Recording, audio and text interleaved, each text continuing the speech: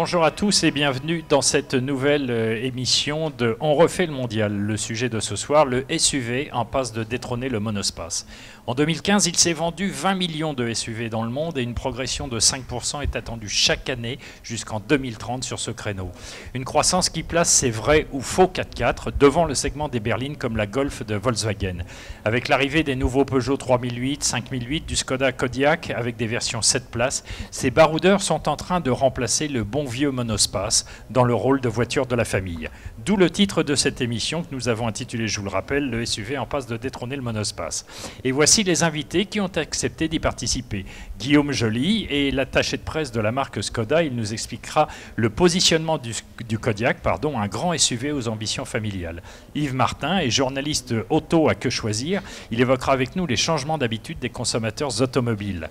Renaud Roubaudy est journaliste et fondateur du blog Petites Opinions Automobiles et il sera un témoin privilégié des changements de consommation que nous venons d'évoquer. Enfin, Laurent Meillot, journaliste automobile, est également animateur de cette web TV. Vous pouvez le retrouver sur cette antenne et il nous donnera son avis sur cette révolution. Mais sans attendre, je me tourne vers Guillaume Joly, la grosse nouveauté du mondial, l'une des grosses nouveautés du mondial et la grosse nouveauté de la marque, c'est le Skoda Kodiaq. Vous pouvez nous en dire plus ? Oui, bien sûr, c'est le premier SUV 7 places de la marque. On est très heureux de le présenter à Paris parce que c'est le premier salon en termes de fréquentation dans le monde. Et c'est un produit pour lequel on a beaucoup d'ambition puisqu'il doit représenter dès 2018, qui sera sa première année de commercialisation pleine, en France en tout cas, 10% de nos ventes. Donc 10%, c'est énorme. Hein. Exactement, c'est très important, il ne faut pas se louper. Ça veut dire qu'il faut avoir le bon produit, il faut répondre aux attentes des clients. C'est pour ça qu'on le propose en 5 ou 7 places, avec une tonne d'astuces aussi qui facilitent son utilisation. On veut bien une petite fourchette de prix parce que ça commence finalement relativement bas. Ça commence à 24 950 €, ça monte à 40 000 € en fonction de ce qu'on va retenir, des moteurs plus puissants, des transmissions 4 roues motrices, 5 ou 7 places et plein d'autres équipements.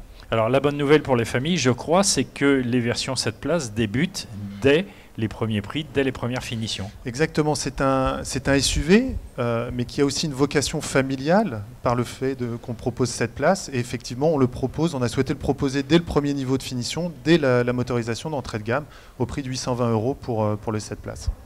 D'accord.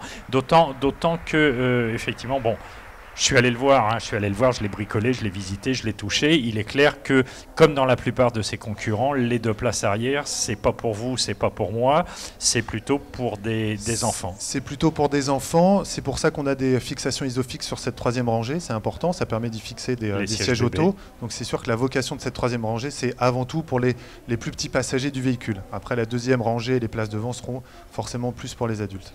Mais je vous propose un petit voyage. Je vais vous emmener au cinéma si vous le voulez bien. On va vous passer quelques images de ce Kodiaq que je trouve très beau de l'extérieur, très intelligent de l'intérieur. Et je vous laisse regarder et on revient vers vous juste après.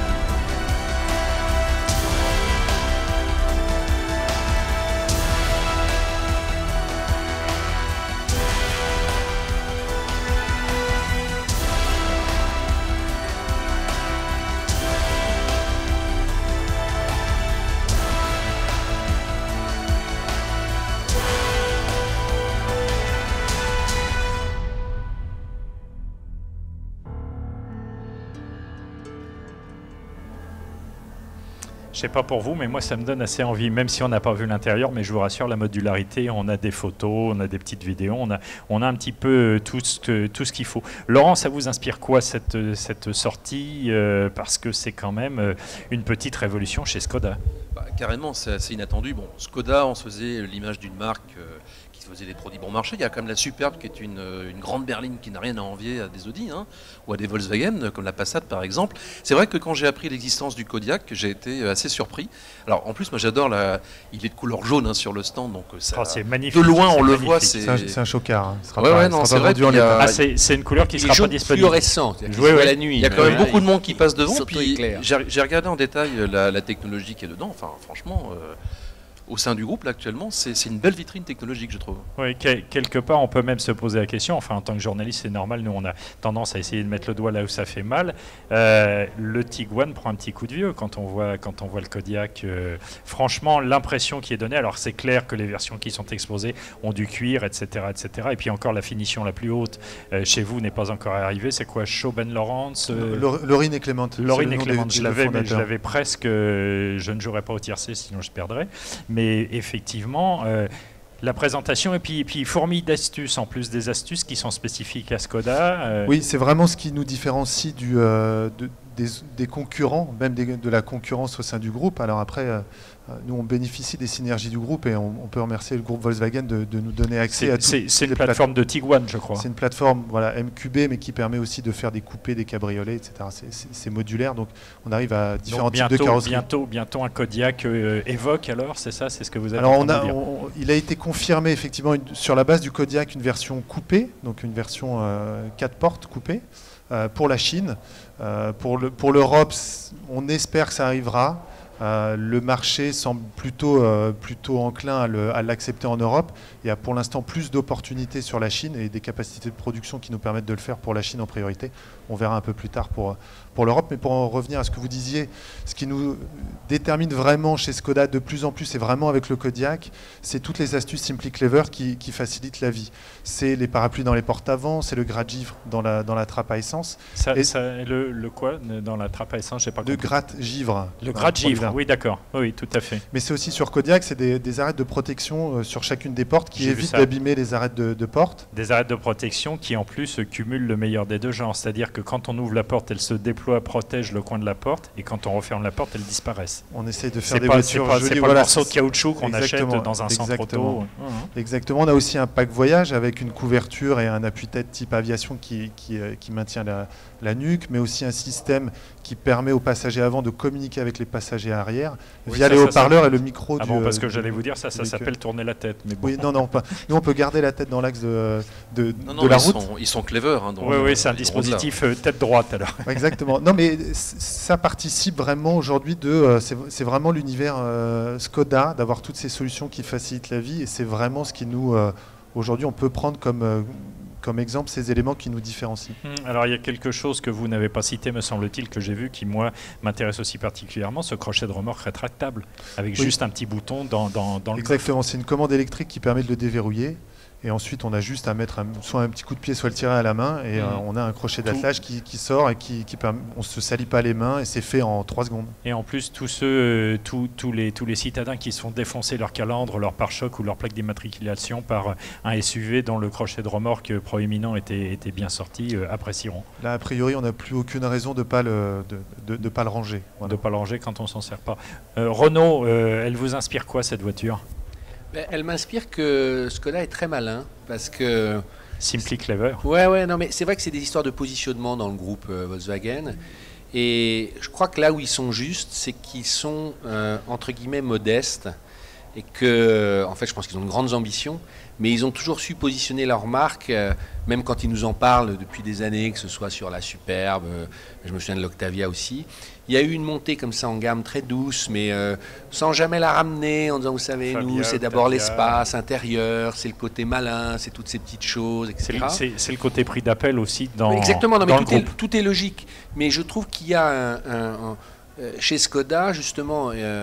je pense que maintenant, moi, je serais dans les autres marques du groupe, ça commencerait à me titiller parce que ils montent de plus en plus. Et c'est vrai qu'on peut légitimement se poser la question pourquoi aller acheter une Volkswagen ou même une Audi sur certains modèles. Alors l'image de marque est plus forte, on le sait.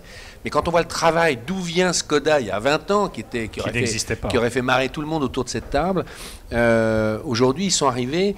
Vraiment, ils sont sur une ligne de crête qui est fine, mais ils la tiennent très bien. C'est clair. Et moi, je suis pas surpris qu'ils fassent un SUV. Je pense que peut-être demain, ils pourront même faire des coupés. Enfin, ils peuvent aller partout s'ils trouvent à chaque fois cet équilibre entre milieu. Voilà, le juste milieu. Et jusqu'à maintenant, ils sont parfaitement justes. Et ça, je trouve ça très fort parce que toutes les marques, à mon avis, n'ont pas cette force-là de positionnement et qui commence à donner envie aux gens. C'est-à-dire que les gens commencent à dire ah ouais, c'est pas mal en fait. En plus, c'est clair que dans le groupe, on avait vu la montée en puissance de Volkswagen par rapport à Audi, où il y a un moment, il y avait quand même un petit hiatus. La Passat est vraiment montée en gamme, elle est devenue plus luxueuse et elle pouvait effectivement aller piétiner les plates-bandes d'Audi. Vous voyez, je crois qu'aussi là où ils sont forts, c'est que justement, il y a toujours ce positionnement d'avoir le plus grand espace à bord, quelles que soient les voitures. Et donc, il y a un côté aussi pour l'acheteur, j'allais dire moins égoïste que sur les autres marques, parce qu'on peut faire passer la pilule en disant oui, mais je pense à ma famille, aux autres, il y a de la place et tout. Et ça, c'est très socialement acceptable, quoi. Du coup, voilà.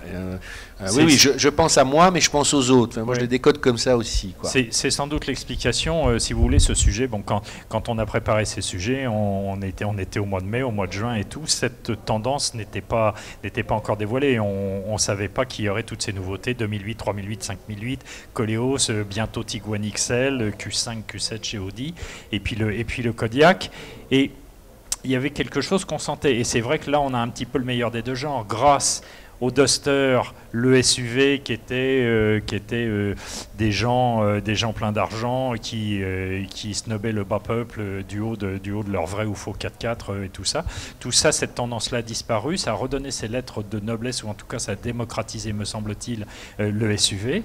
Et puis, avec des 7 places. Et si j'échangeais mon beau vieux monospace contre un SUV, j'ai le meilleur des deux genres. Regardez les enfants, papa vous emmène à la campagne, on va aller dans la boue, on va aller escalader les cailloux, etc. etc. On l'écouterait pendant des heures. Non, mais justement, je me tais et je passe la personne à mes invités. Yves Martin, vous avez vu au niveau de vos lecteurs qui sont très pointus, qui sont très consommateurs, qui regardent beaucoup ce qui se passe, vous avez vu cette tendance ou pas ?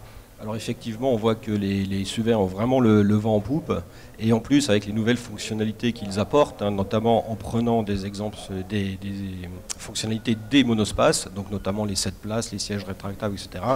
Ça répond vraiment à une demande de la part des automobilistes, surtout les familles. Et on voit que le SUV, justement, comme vous l'avez dit, qui était au départ des petits SUV avec les Duster par exemple, ou le Capture, Aujourd'hui, on voit des SUV qui viennent des SUV familiaux. Alors là, par contre, le consommateur commence un petit peu à s'y perdre. Entre j'ai un SUV, un crossover, un monospace. Donc là, les noms commerciaux, ça devient un petit peu compliqué. Oui, c'est les et on a du mal à dire. Oui, mais les constructeurs n'aident pas, quoi. Tout le monde joue un peu sur les. C'est quand même un peu un gloubi-boulga parfois. Bien sûr, un crossover. Voilà, on voit un SUV coupé, on voit des choses de genre. C'est vrai que Guillaume, vous allez vous inscrire en faux là-dessus. Non, parce que je pense que pour reprendre le mot crossover, je pense que ça remonte à quelques années l'apparition de ce mot-là, et je pense qu'à l'époque, moi c'est comme ça que je l'avais compris à l'époque. Si on le traduit, excusez-moi de vous interrompre, c'est transgenre. Oui, mais à l'époque, mélange des genres. À l'époque, exactement. Non, mais on est bien d'accord, donc on dit crossover. À l'époque, c'était un mélange de au moins 2 segments de véhicules dans un seul véhicule. Et c'est devenu, je ne sais comment, c'est devenu un nom pour définir un SUV, un 4x4, alors qu'à la base, c'est un croisement de... c'est par exemple une Passat coupée, qui est un croisement d'un coupé et d'une berline. Un crossover. Sincèrement, quand on regarde, il y a eu quelques gros plans là, sur les écrans, sur le Kodiaq. J'ai presque envie de l'appeler le Skodiaq, parce que ça lui va bien aussi. Je mets au défi quelqu'un qui ne s'intéresse pas à l'automobile. Vous lui montrez de loin ce que c'est. Franchement, de prime abord, il vous citerait peut-être une marque premium, mais vraiment, le travail sur les phares, la calandre, enfin, je trouve ça vraiment étonnant. On est d'accord, on n'est pas loin d'un Volvo au niveau de l'impression perçue. On n'est pas au même prix. On n'est pas au même prix, bien évidemment. Ce qui s'est passé depuis l'Octavia, depuis la Fabia, la nouvelle Superbe, c'est aussi un nouveau design qui rend aussi beaucoup plus visible Skoda dans la rue. Alors il est vrai qu'avec un SUV, avec le Kodiaq, la carrosserie va aussi le rendre plus visible dans la rue. On voit plus facilement un SUV qu'une berline. Tout ça vient du design et a été apporté par Joseph Caban, qui est le directeur du design de chez Skoda depuis 4 ans maintenant. Et effectivement, il y a un côté cristallin. Le cristal de Bohème, c'est tchèque, donc il rend hommage aussi à ce côté-là, à tout cet artisanat. On a des versions Swarovski. Peut-être pas chez nous tout de suite, mais il y a effectivement un look SUV qu'on trouve pas ailleurs. On a les antibrouillards qui sont remontés très haut et qui permettent effectivement quand on passe dans un guet. Et sans que le logo soit surdimensionné, parce que parfois quand les marques montent en gamme, Il y a un peu cette prétention de vouloir mettre le nom plus en avant. Non, mais il est très équilibré et en plus de ça, il ne singe pas d'autres modèles du groupe. Oui, alors à l'extérieur, c'est vrai, mais aussi à l'intérieur, puisqu'à l'intérieur, on a aussi on a la chance d'avoir un nouveau tableau de bord qui n'est pas une reprise d'un tableau de bord d'une berline. C'est ce qui, dans le développement d'un véhicule, coûte le plus cher, un tableau de bord. On n'a pas fait l'économie de ça, justement pour donner encore plus d'identité à notre famille de SUV, puisque le Kodiaq annonce aussi un nouveau Yeti qui arrivera en fin d'année prochaine, un coupé que j'ai évoqué en priorité pour la Chine, et puis un petit peu plus tard, plus vers fin 2018, pour le coup crossover, mais alors un petit SUV qui n'aura pas les aptitudes 4 roues motrices, etc. Donc c'est vraiment le début d'une offensive avec une nouvelle identité, toujours de la modularité, c'est très important, parce qu'effectivement on a récupéré ça des monospaces. Le premier espace, il y a 30 ans, proposait des intérieurs où on pouvait donner une identité salon ou bureau. On l'a moins aujourd'hui, mais on a quand même des sièges rétractables qui disparaissent dans le plancher. Avant, effectivement, il fallait enlever les sièges et les laisser dans son garage. Aujourd'hui, c'est plus le cas. Et donc, on va continuer à offrir ça aussi, la modularité des Renaud, espaces. vous vouliez rebondir là-dessus. C'était sur le mélange des genres. Moi, j'avais interviewé Gilles Vidal, qui est directeur du design de Peugeot, quand il y a eu le facelift du 2008. Je ne sais pas si vous vous souvenez, le premier 2008, il a un petit peu moins bien marché que le Capture. Il était plus sage. Parce qu'il était plus sage. Et c'est étonnant. À Genève, ils ont présenté la nouvelle version et il m'a dit on l'a SUVisé. Et je lui dis mais ça veut dire quoi SUVisé? Il m'a dit il y a des codes. En gros, c'est les arches de roue en plastique noir, c'est les sabots façon aluminium devant et derrière. Ils ont renforcé la grille de calandre, qui est maintenant une nouvelle identité Peugeot. Mais en fait, ça s'arrêtait là, quoi. Il y a un côté, il faut que ça sente un peu l'aventure et c'est un doux équilibre entre. Il ne faut pas aller trop loin non plus. Là où c'est étonnant chez vous, justement, c'est qu'il reste très BCBG malgré tout. Enfin, on voit, c'est très le groupe Volkswagen d'ailleurs. C'est toujours, on va jamais trop loin. Il y en a certains qui font plus fort. Mais ça m'avait amusé de voir que finalement, c'est quelques artifices, quoi. Et finalement, on est dans le fantasme aussi, parce qu'on sait très bien que peu de gens. On ira peut-être un jour pique-niquer dans un champ ou faire un peu de montagne, etc. Mais il y a quand même... On voit derrière vous, Renaud, la modularité, excusez-moi de vous interrompre, mais effectivement, je crois que c'était pas le démonstrateur habituel, mais normalement ça se passe beaucoup mieux que ça. Et en plus, si je me souviens bien, on a un bouton qui permet de faire différentes choses automatiquement. J'ai pas les chiffres, mais je sais que les 7 places, c'est très important pour les familles, même si on sait en fait dans les statistiques qu'elles utilisent très peu, mais de savoir qu'elles peuvent aller pendant les vacances, emmener la nounou ou le petit copain. Les familles recomposées, tout simplement. Mais ça va servir 10 jours dans l'année ou 5 jours. Mais c'est le yes I can dans la tête qui est je pourrais le faire. Et puis fondamentalement, c'est surtout, tu vois ma chérie, je n'ai pas été égoïste et en plus on pourra aller se promener dans les chemins de campagne avec les enfants, toute la famille. D'ailleurs, c'est vrai. D'ailleurs, pour nous, sur Kodiaq, nos objectifs de vente, c'est 30% en 7 places. Donc sur 3000, ça fait 900 voitures. Donc, oui, c'est énorme, non? C'est énorme, mais finalement, on pourrait s'attendre avec une proposition à 7 places à dire on va tout vendre en 7 places. Mais effectivement, il y a beaucoup de gens qui reviennent un peu à la réalité en disant finalement, j'ai pas besoin d'autant de places. Et d'autres qui sautent le pas. Et alors, il me semble que vous en avez vendu déjà entre 40 et 50 sur le mondial. 50, oui. 50, et la proportion 5 places, 7 places, c'est quoi alors? Vous l'avez? Là, je l'ai pas en tête. Je pense que c'est assez proche de ce qu'on a estimé. Je pense environ 30%. 30%. C'est vrai que ça serait amusant de voir le Kodiaq pour Blablacar, parce que du coup, on peut emmener des passagers sur un Paris-Lyon, par exemple. Enfin, vaut mieux pas être les deux. Chauffeur de bus qui fait du... il vaut mieux pas, je vous rassure, être les deux derniers, à moins que vous ayez sur les deux derniers sièges, à moins que vous aimiez avoir les oreilles, les genoux au niveau des oreilles, parce que... C'est vrai que c'est ce que vous disiez. Alors, toute la concurrence fait ça aujourd'hui, mais le fait que ça soit totalement escamotable dans le plancher, qu'on les voit pas quand on n'a pas besoin, c'est quand même super agréable, que ce soit sur le Discovery, sur le 5008, tout le monde veut ça.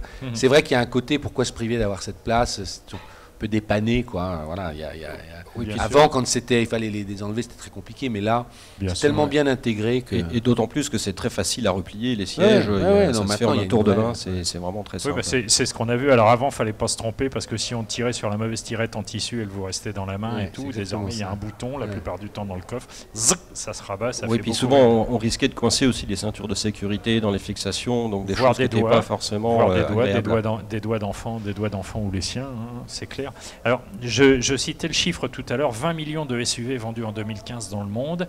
Et si on en croit le cabinet d'analyse qui s'appelle Euromonitor qui a fait ça, on est jusque vers le double en 2030. C'est-à-dire que ça va continuer. Le segment des SUV a fait un bond de 22% en 2015, donc avec ces 20 millions. C'est ce que je disais tout à l'heure. Désormais, c'est passé devant les berlines du segment C, la Volkswagen Golf.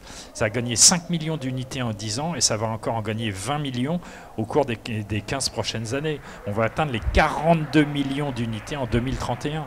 Donc c'est un vrai raz-de-marée et vous avez raison de surfer sur la vague. Vous arrivez au bon moment. Oui, parce que c'est à la fois la désaffection des berlines traditionnelles, des berlines compactes, des monospaces compacts. Et c'est une nouvelle carrosserie finalement qui se vulgarise, entre guillemets, en tout cas qui sera accessible à bon nombre de clients. C'est vrai qu'avant, pour trouver un 4x4, il fallait aller chez Range, il fallait aller chez des spécialistes. Aujourd'hui, les constructeurs généralistes dont on fait partie ont absorbé ces compétences, ces carrosseries pour les proposer à une échelle de production. Et puis avant, c'était quand même taillé à la serpe, quoi. C'était quand même des gros parallélépipèdes. Enfin, c'était pas très beau. Hein. Je veux pas. Après, tout ça, c'est une question de goût, mais c'est vrai que quand on regarde 3008, 5008, c'est pas la même finesse. Et enfin, on a l'impression. Alors peut-être que c'est pour le marché chinois où il faut effectivement, on peut se permettre d'y aller un peu fort, mais c'est vrai que c'est pas. Et c'est pas, je vais y arriver, c'est pas exactement la même silhouette, c'est un peu plus, vous avez vu, moi je suis un 4x4, etc., etc. Dans un mois, en novembre, là, au salon de Los Angeles, Alfa Romeo présente ce qu'on appelle le Silvio, mais que même Alfa Romeo présente un 4x4, un Maserati a le sien. Enfin, tout a commencé avec le Porsche Cayenne. Le Bentayga, qui est quand même pas le meilleur exemple de bon goût. Hein. Non, mais moi, je vous pose la question, parce que là, on a quand même des grands spécialistes autour de la table. Vous dites effectivement, tout le monde y va, mais est-ce qu'il ne va pas y avoir dans les 5 ans, parce que c'est quand même des cycles dans l'automobile, une sorte de trop-plein où la moindre voiture sera justement surélevée, etc. Quand est-ce que sera l'effet boomerang, quoi? Parce que là, bon, on n'y est pas, mais est-ce que vous ne pensez pas qu'à un moment... Théoriquement, la réduction des grammes de CO2, parce que c'est quand même un juge de paix, on va arriver quand même à 95 grammes en 2020, on risque de passer à 75 en 2025. Si tu fais des gros 4x4, ce que tu gagnes en allègement, tu le perds par ailleurs par la taille du véhicule. Donc. Oui. Alors, sauf qu'ils sont principalement en 2 roues motrices. Oui. Alors il y a aussi pour ça il y a d'autres carrosseries. On a des SUV coupés. On va accompagner nos clients sur les SUV coupés. Quant aux normes de 2020, en fait, en R&D, en recherche et développement, on sait qu'aujourd'hui, pour avoir des véhicules électriques qui sont performants, il faut des gros véhicules. Il faut des gros véhicules tout simplement pour stocker les batteries. Emmener beaucoup de batteries. Et donc, par extension, c'est des SUV, c'est des berlines. Et donc, c'est plus ces carrosseries-là et ces dimensions-là qui vont permettre d'atteindre des autonomies, on espère, comparables à ce qu'on propose aujourd'hui sur des moteurs thermiques. Alors ça, c'est vrai. Je fais juste un petit aparté rapide, mais c'est vrai que quand vous regardez les marques, que ce soit Mercedes ou d'autres, Hyundai, leur véhicule à hydrogène, c'est quoi? C'est l'X35, le Tucson. GLC pour Mercedes pour le véhicule électrique. Le futur modèle à hydrogène, ça sera aussi le 4x4. Donc c'est vrai que avant... Parce qu'il y a la place, tout bêtement, c'est ça la question. Alors il y a la place, mais c'est aussi peut-être aussi parce que ce type de véhicule, finalement, c'est un vecteur plutôt positif pour valoriser l'innovation. Oui, avec ce type de carrosserie. Yves Martin. Oui, non, je voulais dire qu'il y avait quand même aussi des constructeurs qui faisaient un peu de la résistance et qui proposent encore des monospaces, notamment Renault avec le Scénic, qui souligne et qui met en avant qu'il s'agit bien d'un monospace et pas d'un SUV. Oui. Et pareil, Citroën avec le nouveau C4 Picasso restylé. Oui, à contrario, Renault aussi a SUVisé son Koleos. Tout à fait. Aussi, et puis va nous proposer un Scénic modifié. Donc, ils sont tous en train d'un peu d'essayer de couvrir tous les segments du marché. Jusqu'au pick-up. Jusqu'au pick-up, absolument, avec l'Alaskan. Est-ce que d'une certaine façon, l'Europe rejoint pas le marché américain? On se moquait toujours du fait qu'ils adoraient les vannes, les trucks, les pick-up. Mais il y a ce côté... toutes ces voitures, encore une fois, offrent des performances qui, notamment en tout chemin, sont assez peu utilisées, mais encore une fois, c'est ce qu'on veut aujourd'hui. C'est-à-dire qu'il y a un côté, d'abord c'est plus amusant, c'est plus rassurant, c'est plus sympa, c'est à la mode. Mais l'Amérique fait ça depuis 20 ans, 30 ans. Enfin, oui, ils vendent plus de pick-up. pour une bonne et simple raison aussi, c'est qu'ils ont tous des V8 sous le capot de 5 litres de cylindrée, parce que le gallon qui fait 3 litres 3 là-bas valait $1, voire $2. Chez nous, en Europe, c'est impossible à suivre. Et c'est vrai que ce type de véhicule est entré grâce aux Japonais sur les marchés européens. Mais là, j'ai par exemple l'évolution de la part de marché des SUV dans les immatriculations des véhicules neufs. C'est un document de l'Observatoire du CTLM 2017. Aux États-Unis, 52% de part de marché, les SUV. En France, on est dans la moyenne européenne, même si on les aime bien. On est à 23% contre 24% pour l'Italie, 25% pour la Pologne ou l'Espagne. Donc, on voit que c'est quand même un phénomène tout à fait européen. On vient d'expliquer les raisons historiques qui font qu'aux États-Unis, ça marche du feu de Dieu, parce qu'ils ont aussi des constructeurs qui en produisent à plus savoir où les mettre. Il y a eu, au moment où le prix du carburant a explosé, une baisse très nette. Depuis, la crise étant passée, c'est reparti. Mais effectivement, on subit ça. Enfin, on subit ça. En tout cas, c'est en train d'arriver en Europe avec des moteurs adaptés et des choses de ce genre. Guillaume. Je rappellerai juste un élément, c'est que le premier critère d'achat en France des clients français, c'est le design. Les clients français achètent une voiture parce qu'ils la trouvent belle. Donc, c'est aussi des carrosseries qui plaisent, c'est pas juste... C'est pas la consommation ou les grammes de pollution de CO2 au kilomètre. Ça peut l'être, mais en tout cas, le premier critère, celui qui ressort en plus grand nombre, c'est vraiment le critère je trouve le véhicule joli, il me plaît. Une belle voiture. Et c'est des carrosseries, je pense, qui sont qu'on commence à voir, mais qui sont inédites. Et c'est pour ça qu'il y a un intérêt aussi. Les voitures sont jolies et c'est une nouvelle carrosserie. Et je pense qu'il y a cet élément-là qui fait que ça plaît. C'est plus valorisant, c'est vrai. Alors, il y a par contre en ville un problème, c'est que quand vous allez vous garer dans les parkings souterrains, eux par contre, ils ne changent pas. Et franchement, il y a certains parkings, parisiens, parking de la Bourse par exemple, vous venez qu'un SUV 7 places, il reste dehors. Je vous mets au défi quand même de le garer. Surtout que les gens se garent mal en général. Et c'est là qu'on peut apprécier d'avoir la télécommande pour le garer à distance. Mais sinon, quand on ouvre les portes, en fait, on ne peut pas sortir. Mais sinon, si le toit racle, ça ne change pas grand-chose. Alors là, j'ai une astuce, vous dégonflez les pneus, vous gagnez 10 cm. Bon, il faut les regonfler après. C'est à Tesla qu'il faut dire ça avec le Model X et ses portes Falcon. Là, Tiens, vous parlez de dégonfler les pneus, Nicolas. Est-ce que vous vous souvenez qu'il y a quelques années de ça, il y avait des gens qui n'aimaient pas les 4x4 dans Paris, qui faisaient ça, qui dégonflaient la nuit. Bien sûr. Bon, heureusement, ça se fait plus, mais enfin. Oui, encore, c'était la moindre des choses. La plupart du temps, ils écrivaient ce qu'ils pensaient de vous à la clé de contact sur les portières ou le capot de la voiture. Donc, et là, je pense effectivement qu'on peut, en tout cas en France, remercier Renault avec son Duster. Parce qu'un air de 4x4, même si 85% des ventes c'est du 2 roues, un air de 4x4 et tout, c'était à l'époque moins de 15 000 euros. C'était ça, on était même à 12 000 euros me semble-t-il, même si le prix moyen de vente c'est 18 000 aujourd'hui.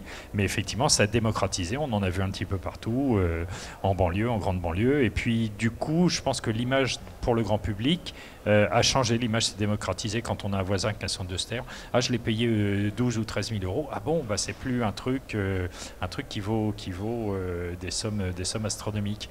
On en a parlé tout à l'heure. Guillaume, vous fondez donc de gros espoirs sur ce Kodiaq. Oui, parce que c'est une nouvelle carrosserie. Qui dit nouvelle carrosserie, c'est une nouvelle silhouette. Pour nous, ça veut dire aussi du volume additionnel.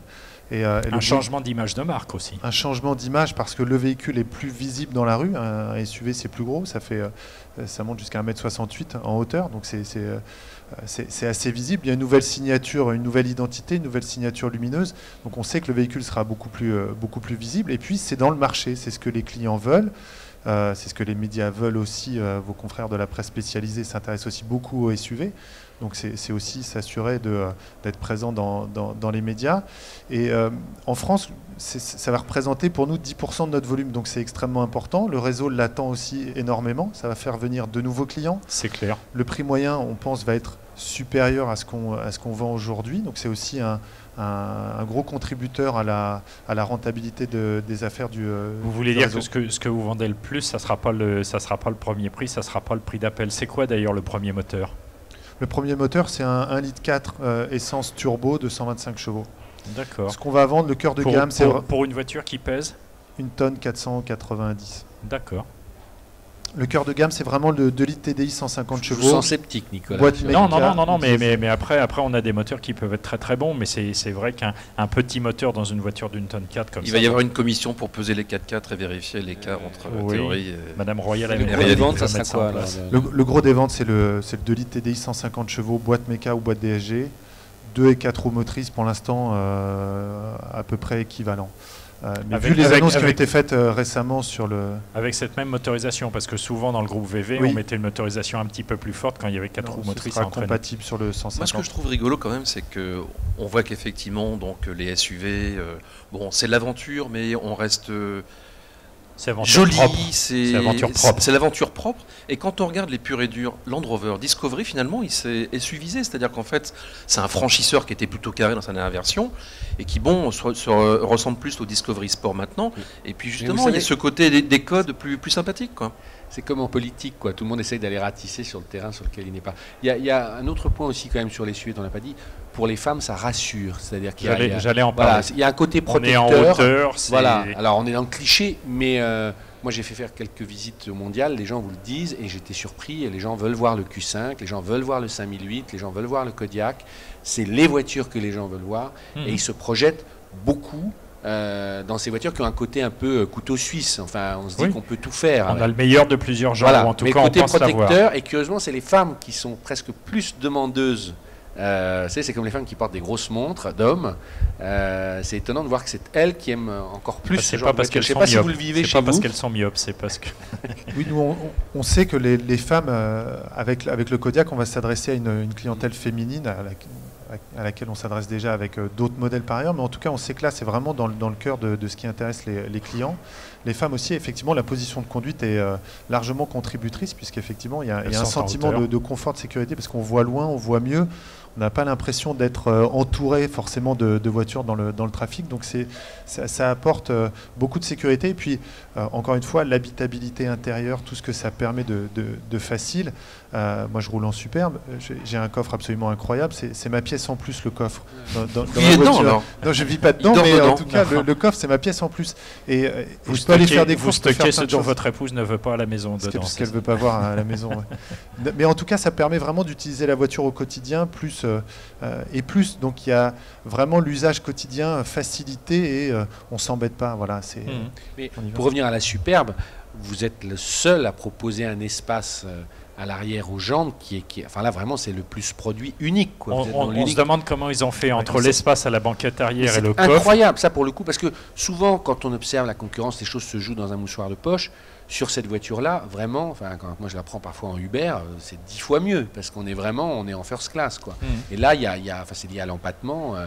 Et moi, j'ai vu, on est monté dans le Kodiaq avec un journaliste qui avait un sac à dos, il était photographe, et il s'est assis parce qu'il prenait des photos derrière du tableau de bord. Il a dit, mais c'est la seule voiture où je peux m'asseoir avec mon sac à dos et j'ai encore de l'espace sous les cuisses, etc. Donc ça, c'était vraiment le test par la preuve. Mais ça, c'est vraiment un de vos arguments. Vous avez beaucoup parlé des aspects intelligents, des petits gadgets, etc. Mais l'espace, c'est quand même un de vos trucs. On a toujours 30% en plus, je C'est crois. du luxe aujourd'hui. Ouais, et c'est du luxe, ouais. Il y a plus de place que la concurrence en moyenne, que ce soit pour l'habitabilité ou pour le coffre.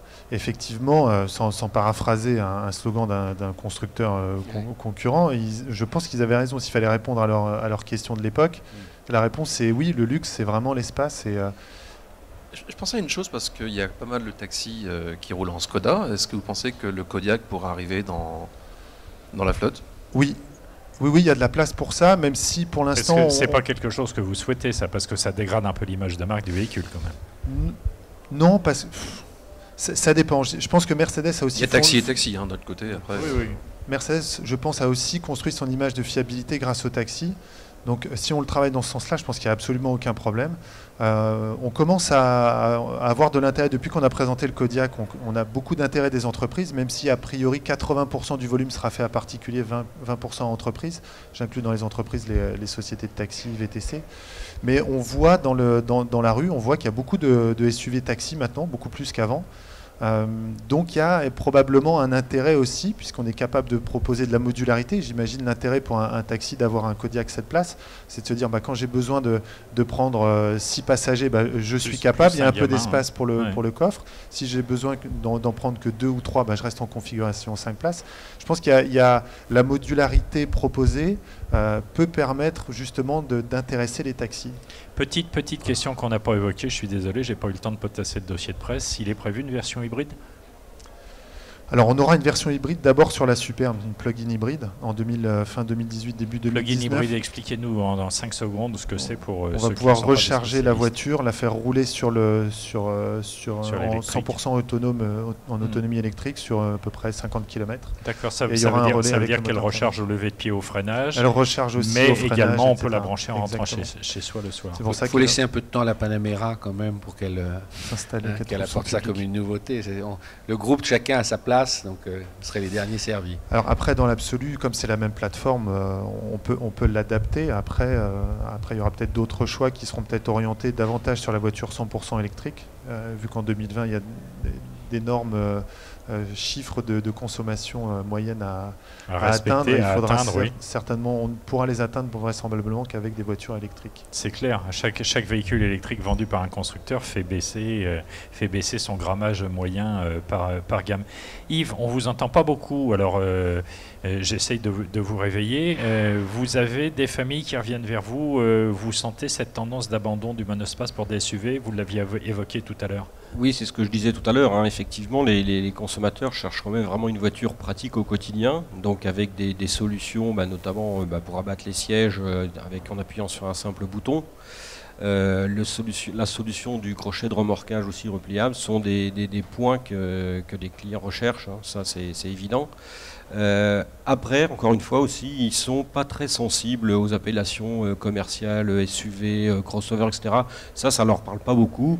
Eux, ce qu'ils voient, c'est vraiment le côté pratique de la voiture, parce que malheureusement, il n'y a pas que des passionnés d'automobile qui roulent, il y a aussi des gens qui utilisent la voiture parce qu'ils en ont besoin, parce que c'est un outil de travail, donc ils cherchent une voiture pratique, fiable, et aujourd'hui qui consomme le moins possible. Mais c'est là où Skoda est très fort pour moi, ça m'énerve, parce qu'on a l'impression de vous faire de la pub depuis 2 heures, mais c'est que justement, vous répondez à ces besoins de praticité, de volume, et ça rassure.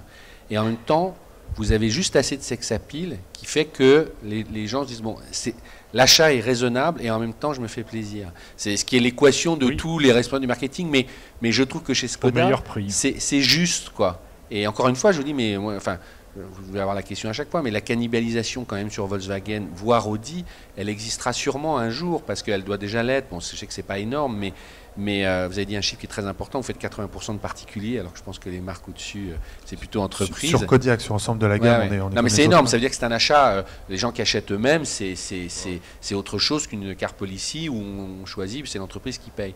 Donc ça veut dire qu'il y a un attachement fort au produit. Je trouve que l'équilibre est très juste.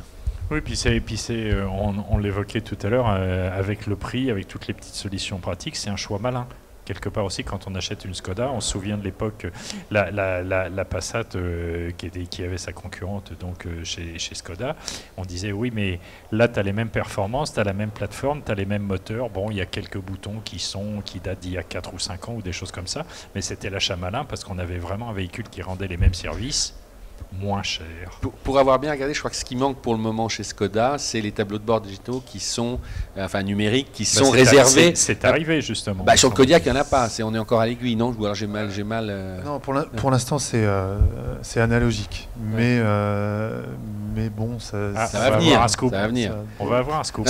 On voit bien. C'est pas forcément le plus dur à ajouter. Si ça a été prévu dès le départ. Non, mais c'est rigolo de voir. Si tu veux, tu l'as sur le Tiguan. Il faut toujours attendre un ou deux ans, mais heureusement, il faut bien qu'il reste quelque chose. Oui, on parlait de cannibalisation tout à l'heure. Comme je disais, c'est parce que Skoda, au sein du groupe Volkswagen, on bénéficie de la recherche et développement du groupe qui est faite par Audi, qui est faite par Volkswagen. Donc effectivement, au sein du groupe, on bénéficie de ça. On bénéficie des plateformes modulaires, on bénéficie des moteurs, transmissions, mais aussi de toutes ces innovations-là qu'on aura un peu plus tard, mais qu'on aura. Voilà, c'est tout ce que je peux vous dire Bon, pour bon, l'instant. après, il faut se méfier aussi parce que c'est effectivement très bien d'apporter plein de technologies dans une voiture. Hein, ça apporte en termes de sécurité et de confort, mais aussi après, ça complique quand même beaucoup l'utilisation de la voiture. Et nous, on a aussi des remontées où la prise en main d'une voiture devient parfois compliquée quand on a beaucoup de fonctionnalités. Des volants, aujourd'hui, les volants, ça devient vraiment très complexe à On quitte utiliser. la route Quoi. des yeux pour savoir sur quel bouton il faut appuyer. Et ça peut avoir un effet donc contre-productif au niveau de la sécurité. On se souvient de l'arrivée du joystick chez BMW, où il y avait un manuel épais comme ça, où il y avait 1h30 de prise en main chez le concessionnaire. Et moi, je me souviens d'un lecteur qui m'avait dit, moi, je me sers de ça que quand j'ai un passager, parce que lui, il est occupé à comprendre comment fonctionne le joystick et tout ça, mais moi, je ne peux pas quitter la route des yeux. Il y a une question qui me brûle les lèvres. Pourquoi Kodiak, vous ne l'avez pas écrit comme le nom original en Alaska? Parce que c'est un cas à la fin pour l'île. C'est un cas à la fin. Nous, on l'a changé. Donc, c'est Kodiak avec un Q. Comme Q5 ou Q7? Non, pas du tout. En fait, c'est Zodiac, parce qu'on a vu un bateau tout à l'heure. Oui, c'était pas un Zodiac. En fait, c'est très bête. C'est que le mot Kodiak avec un K appartient à une autre marque. Et pour quand même. Laquelle on veut un nom là. Je crois que c'est Kawasaki ou Yamaha ou Polaris. Ah oui, effectivement. C'est un qui produit des motos, des scooters d'énergie. En fait, pour garder le nom, parce que le nom nous plaisait beaucoup, on a changé la dernière. Polaris, je crois, et c'est, je sais plus comment on appelle ça d'ailleurs, un quad. Un quad. Mais je suis d'accord avec toi, Laurence. Kodiak, c'est pas mal. Hein. Oui, Kodiak. On en parle tout à l'heure pour les. Oui, mais c'est pour les droits. Des droits d'auteur, mais Kodiak, ça va être. J'ai une Skoda Kodiak, ça va être un petit peu difficile. Alors moi, j'aimerais bien qu'on revienne sur cet aspect sécurité parce que il est clair que ça fait partie des décisions d'achat. Une position un petit peu plus haute de conduite. Je suis pas certain que dans un monospace on soit plus bas que dans un SUV, mais il y a effectivement l'aspect robuste, l'aspect capacité de franchissement, avec la maman qui se dit si je suis pressé, je vais pouvoir escalader un trottoir sans souci, alors que si je fais ça avec mon monospace, si mon mari s'en aperçoit, je vais me faire arracher les cheveux. Donc il y a cet aspect sécurité, il y a cet aspect praticité, on l'a vu dans les versions 7 sièges, des sièges qui se rabattent facilement. Au niveau électronique de sécurité, il y a quoi dedans? Parce qu'on voit la concurrence française qui a mis le paquet, entre autres dans le 3008, on a des systèmes connectés dans tous les sens, on a du Wi-Fi, on a plein de choses. Donc vous avez quoi? Nous, on a tout aussi. Je crois que c'est assez similaire au niveau de. Oui, non, mais j'aimerais bien que Guillaume nous le dise. On a du Wi-Fi, donc on peut transformer la voiture en hotspot Wi-Fi. On peut donc connecter plusieurs appareils. Ça veut dire que tous les gamins peuvent utiliser leur tablette pendant le voyage. Et là, ça me permet de reboucler avec une autre astuce Simply Clever que nous avons, qui est un support tablette. On peut fixer sur les sièges avant pour les passagers arrière et qui permet de mettre sa tablette, d'être connecté, de le recharger. Alors, moi j'ai vu, excusez-moi de vous interrompre Guillaume, mais j'ai vu quelque chose qui m'a véritablement interrogé. J'ai vu au niveau des appuis-têtes des sièges avant, 2 espèces d'oreilles, des cornes de roc qui avancent comme ça. Ça c'est quoi? C'est pour la conduite rallye, pour pas avoir la tête qui ballotte? Ça c'était à l'arrière et c'est c'est le pack voyage. Donc, le pack voyage, d'accord. On vous fournit une couverture avec. Vous pouvez dormir dans la voiture, votre tête est maintenue. D'accord. Et ça, le conducteur, c'est quand le Kodiak sera autonome. Quelques années. Les petits enfants, moi j'ai une petite fille de 6 ans, c'est quand même super pratique. Bien sûr.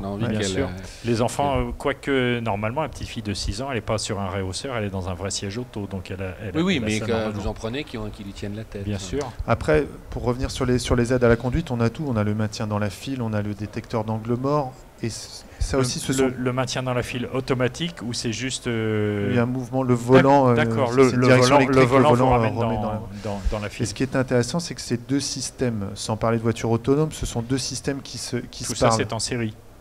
C'est en série sur le 3e niveau de finition. D'accord. Ce qui est intéressant, c'est que ces 2 systèmes se parlent. Donc, sans parler lesquels la sortie le détecteur d'angle mort et le maintien dans la file. Oui. Donc, je ne vais pas dire qu'on est une voiture autonome, mais en tout cas, quand le système détecte qu'une voiture est dans l'angle mort, quand on veut y aller, le système nous rabat dans notre file. Et donc ces 2 systèmes se parlent. On a aussi le même cas quand on fait une marche arrière avec le détecteur d'angle mort. Si la voiture détecte une voiture qui vient couper ce radar, la voiture intervient, la voiture est freinée toute seule. Même en mouvement, une voiture qui arrive même en mouvement. D'accord. La voiture est freinée toute seule. C'est ce qu'on a sur le Q7, je crois déjà. Sans doute. Le freinage automatique en marche arrière. Oui.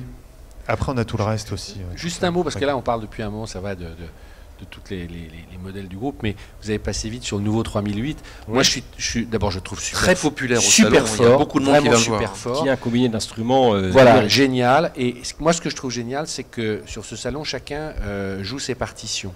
Et vraiment, je suivrai très attentivement les ventes du nouveau 3008 qui osent un design vraiment, pour le coup, vraiment, c'est le lion, quoi. C'est clair. Voilà. Alors, les retours de la presse sont plutôt favorables. Plutôt bons, oui. Le tableau de bord est très original. On va dire que finalement, Skoda est assez classique. Et n'enterrons pas Renault avec le Scénic parce que c'est vrai que le look, notamment du 5 places, alors peut-être que c'est pas un SUV, mais ils l'ont crossoverisé quand on le voit là, le jaune aussi, enfin orangé. Il va falloir suivre les ventes, mais je trouve ça, vous voyez, on est toujours assez sceptique sur les constructeurs. Je trouve que chacun pousse ses pions assez loin, et il y a de beaux efforts de fait. Et vraiment, là, chez les Français, c'est vraiment très intéressant. Et je trouve que justement, les Français se sont positionnés intelligemment par rapport au classicisme de VV en poussant le curseur un peu plus loin. Avec énormément d'électronique embarquée. Voilà, et effectivement, l'intérieur du 3000, il faut aller voir les cockpits, c'est absolument hallucinant. On a une navigation. Qui s'est décliné sur le 5008 d'ailleurs. On a une navigation 3D connectée avec l'application les Top touches Gun piano, Traffic, les fonctions Mirror, Screen Apple, CarPlay et MirrorLink. Moi, l'intérieur de la 3008, je l'ai vu en avant-première il y a quelques mois, parce que Peugeot en fait a d'abord dévoilé l'intérieur avant de montrer l'extérieur de la voiture, et c'est vrai que c'est assez étonnant, quoi. Mais ça passe sous sa casse. Il n'y a pas d'équivalent. Il n'y a pas d'équivalent chez la concurrence avec cette approche. Parce qu'il y a un niveau de personnalisation aussi du combiné qui est absolument incroyable. Voilà, enfin c'est bien que ce soit finalement Peugeot qui aille sur ce terrain-là. Et encore une fois, il y a clairement les gens sont ou plus classiques. C'est plus réussi que les SUV fait que Mitsubishi, si on se rappelle. Mais Renault, à l'instant, vous disiez ça passe sous sa cache. Je pense que ce qui va faire la différence, ça va être le prix de tout ceci. Tout ce qui va être en série, les constructeurs qui en ont de plus en plus en série et tout. Bon, on ne parlera pas des systèmes de sécurité qui sont devenus obligatoires, ESP, ABS, etc. Mais c'est vrai qu'il y a une petite course quand on voit chez Citroën la caméra connectée qui permet de faire des selfies, d'envoyer directement sur c'est entre 250 et 400 euros quand même. 200 euros, oui, mais c'est rien. C'est rien du tout, et c'est les premiers à proposer ça. Alors je pense que sur le marché russe, ça va fonctionner à mort, puisque cette habitude vient de là pour les constats d'accidents et tout. Mais moi je suis ravi, mais c'est étonnant que Citroën ait franchi le pas de cette façon-là. Et 200 euros, c'est pas grand-chose. C'est le prix d'une dashcam du marché de bonne qualité, en fait, si on réfléchit. Non, mais je trouve que les constructeurs osent malgré tout, et les Français en particulier, donc aussi sur ce terrain. Donc, on leur a souvent reproché de ne pas aller assez loin, d'être timide. Ouais. Et là, je trouve que c'est je trouve ça bien. Non, mais clairement, Yves. Je voulais rebondir sur le 3008 que j'ai été essayé hier et avant-hier.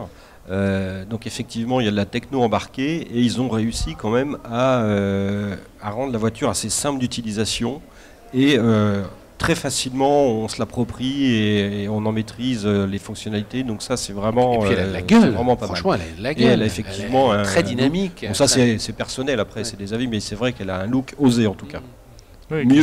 Plus que l'ancien 3008. Oui, ça c'était pas trop difficile. C'est intéressant parce que pour vous c'est du pain béni, parce que j'allais dire finalement vous pouvez vous positionner très clairement en face en étant plus classique, je dirais moins tape à l'œil à la rigueur si on pousse. Enfin, est-ce que vous voyez des gens qui arrivent vraiment, qui ont comparé tout le marché, enfin c'était trop tôt, mais qui discutent d'un modèle à d'autres, ou ils sont déjà convaincus? C'est un peu tôt, mais comme souvent sur les salons, même en concession, il y a des clients qui arrivent, des prospects, ils sont extrêmement bien renseignés sur la concurrence, parfois même mieux que nous. Merci Internet. Oui. Et ils arrivent ils peuvent nous coincer dans certains cas. Moi, ce que je trouve, ce que vous disiez, je trouve ça extrêmement intéressant, parce que sur Peugeot, effectivement, je trouve qu'ils vont très très loin. Ils n'ont pas plus de choses que nous, mais l'assemblage général donne quelque chose qui leur est propre, et comme s'ils avaient un petit temps d'avance. Tiens, hop, l'intérieur, effectivement, le fait qu'ils aient communiqué en montrant d'abord l'intérieur, leur cockpit, prouve qu'ils avaient très confiance en eux, et que le projet est quand même très abouti, il fait envie quand on le voit. C'est un coup de poker, parce que si on se souvient bien, le high cockpit sur la 208, c'était pareil, c'était un défi, le volant compact. Mais c'était pas allé aussi loin. C'est vrai. C'était pas allé aussi mais c'est loin. parce que ça leur a réussi sur la 208 que finalement et sur la 308 aussi. Ils l'ont fait après sur d'autres voitures. Mais c'est intéressant, parce que souvent, ils s'en cachent pas chez Peugeot en off. Ils disent Peugeot doit devenir le Volkswagen, c'est-à-dire un généraliste monté en gamme. C'était clairement la cible. Oui. Voilà, Volkswagen a tellement créé les codes du marché, tout le monde rêve de faire ce côté généraliste, mais monté en valeur. Mais je trouve que la traduction sur 3 minutes est intéressante parce qu'ils n'ont pas copié et ils ont vraiment créé quelque chose. Enfin, moi j'adore. Je trouve que c'est stratégiquement et c'est intéressant quand les marques sont bien dans leur territoire. Et en plus, c'est peut-être un détail, mais on a ce tout petit volant qui visiblement plaît beaucoup et que personne d'autre n'a repris derrière en se disant ça va faire Pour le feeling de conduite, mine de rien, ça joue en fait. C'est peut-être un peu aussi une projection, psychologique. Mais on a l'impression d'avoir une voiture un peu plus sportive. Enfin, sur la 308, c'est très net. C'est pour ça que dans la pub, on voit les poils qui se dressent sur les avant. Ok, on espère que ceux qui ont regardé cette émission ont eu eux aussi les poils qui se dressaient. Il me reste à vous remercier pour votre participation à cette émission et à vous souhaiter à vous une excellente soirée. On se retrouve demain. Bonsoir. Bonsoir.